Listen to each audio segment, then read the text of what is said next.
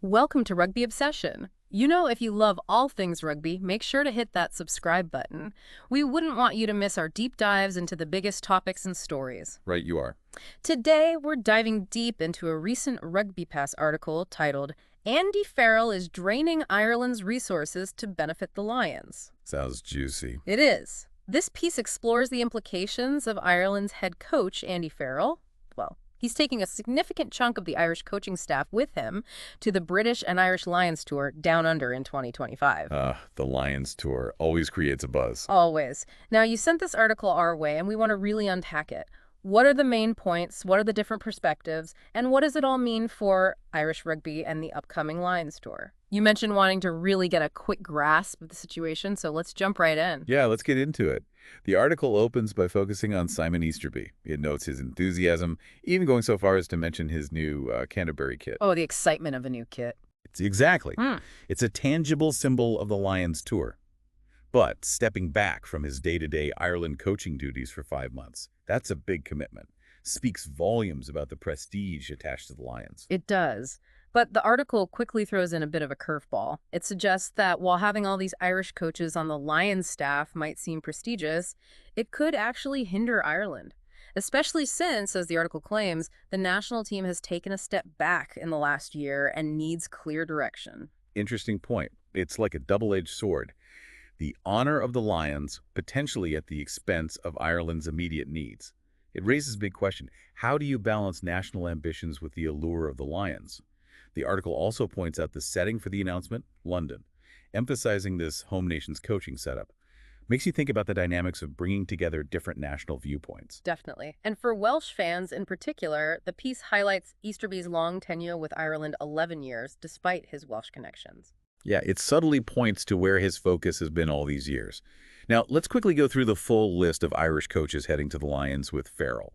It's quite a contingent. It really is. Lay it on us. Okay, so we have John Dalziel, forwards coach. Interestingly, he's Scottish. Then there's Richard Wigglesworth, taking care of the kicking strategy. We've got Simon Easterby on defense, Andrew Goodman heading up the attack, John Fogarty leading the scrum, Vinnie Hammond as chief analyst, and Elliot Walters, the head of athletic performance.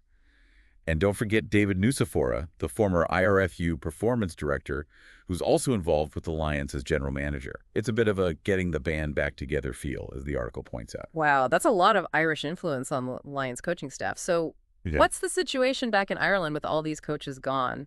The article mentions Paul O'Connell stepping in as interim head coach for the summer. Right. And there's a lot of speculation about who will assist him for those summer games against Portugal and Georgia. Any names we might recognize? Some interesting ones being thrown around. Johnny Sexton, Sean O'Brien, Dennis Leamy, Mike Prendergast, Ian Keatley. Wow, a real mix of experience and fresh faces there. That summer period could be a real proving ground for future coaching talent. Absolutely. Now, the article does point out a sense of unease in Ireland. They mention a somewhat shaky end to the Six Nations, those tight wins against Australia and Argentina that lost to New Zealand. Plus, they're losing some legendary players, Cian Healy, Conor Murray, Peter O'Mahony. Big shoes to fill. It's understandable that there's some uncertainty. It is. The article really underlines the contrast between the initial thought that O'Connell might join Farrell on the Lions Tour and the reality of so many coaches leaving. It leaves O'Connell with a pretty new group for the summer. The question is, can they maintain momentum? Right, and can they build for the future with so many new faces? It's important to remember, though, as the article does, that Ireland has had some big successes under Farrell. A more exciting style of play, back-to-back Six Nations titles, and that historic series win in New Zealand. So there was a lot of pride when he got the Lions head coach job. Absolutely. But those past successes also highlight the current worries among Irish fans. It's the timing, taking so much coaching talent away when the national team is in a bit of a transition phase. I see. And the financial side of things adds another layer of concern. The article mentions the significant difference in prize money between winning and not winning the Six Nations, a whopping $4.8 million. Yeah, that's not small change. Yeah. And the article goes into some detail about the Six Nations results. They point out that Ireland led France but ended up losing, then had a tougher time against Italy compared to France and England. It all points to a dip in form towards the end of the tournament. It does paint a bit of a concerning picture. And the article brings up an interesting point about Simon Easterby. Just 10 days before his Lions appointment, he said he was pretty happy in his role with Ireland. Yeah. Makes you wonder about the decision-making process and the implications for Ireland's preparations. It does. And the article doesn't stop there. It expands the scope, mentioning the struggles of the Irish provinces, except for Leinster, and the under-20s finishing last in their Six Nations. It suggests a wider set of challenges for Irish rugby. It's not all doom and gloom, though. The article offers a glimmer of hope for Ireland. With Farrell and so many Irish coaches on the Lions staff, there's a chance they might have a green-tinted view when it comes to selecting players.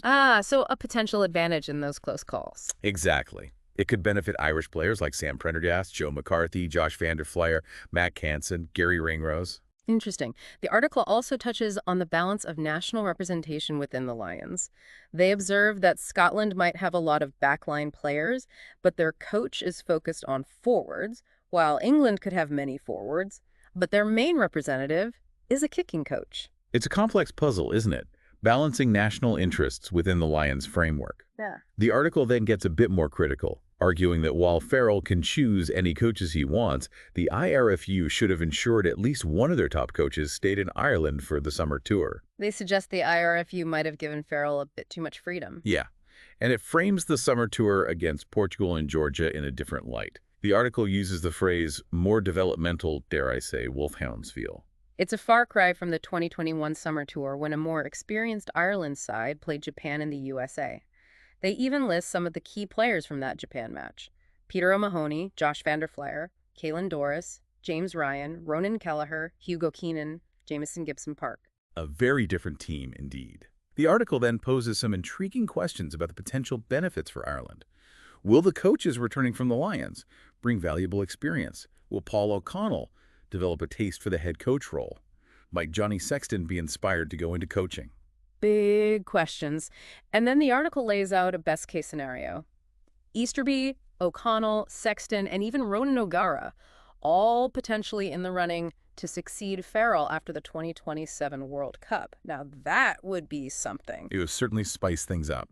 So, reflecting on this deep dive, it's clear there are both potential pros and cons for Irish rugby, as Andy Farrell takes a big chunk of his coaching team to the Lions. What do you think about all of this? Do the concerns outweigh the potential benefits, or do you see a positive outcome for Irish rugby? We're keen to hear your thoughts. Head over to the comments and let us know. And if you're loving this kind of in-depth rugby analysis, don't forget to subscribe to Rugby Obsession. We have new deep dives coming out all the time. Yeah, this whole situation raises some fascinating questions. What impact will this coaching setup have on Ireland's future in the world of rugby? Thanks for listening to the Rugby Obsession podcast. We'll be back with another deep dive soon.